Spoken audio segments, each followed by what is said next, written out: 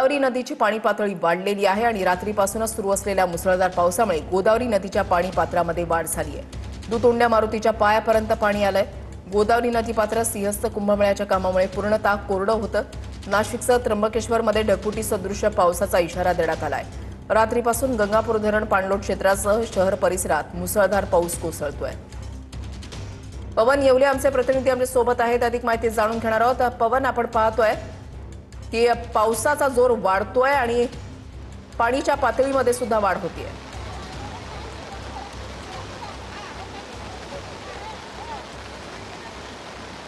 नक्कीच आपण जर बघितलं तर गंगापूर धरणाच्या पाणलोट क्षेत्रासह नाशिक शहर असेल, त्र्यंबकेश्वर असेल, या परिसरामध्ये रात्रीपासून मुसळधार पाऊस जो आहे तो सुरू आहे आणि त्यामुळे गोदावरी नदीच्या पाणी पातळीमध्ये आपल्याला वाढ झाल्याचं पाहायला मिळतंय। दरम्यान सततच्या या पावसामुळे गोदावरी नदी पात्राची पातळी जी आहे ती आणखी काही प्रमाणात वाढल्याचं पाहायला मिळतंय।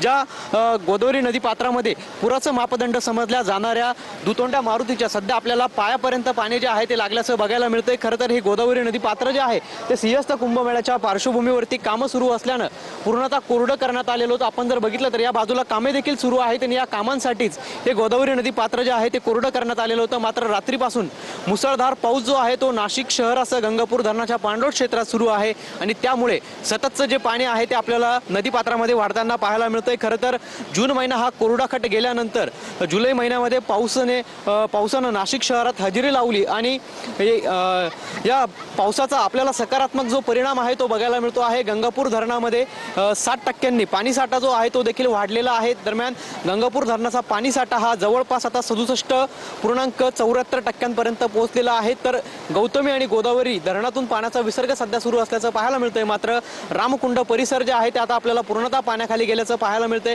या ठिकाणी असलेले अनेक लहान मोठे मंदिरं देखील पाण्याखाली गेलेले आहेत। पुराचा मापदंड समजला जाणाऱ्या दुतोंड्या मारुतीच्या देखील आता पायापर्यंत पाणी लागलेलं आहे।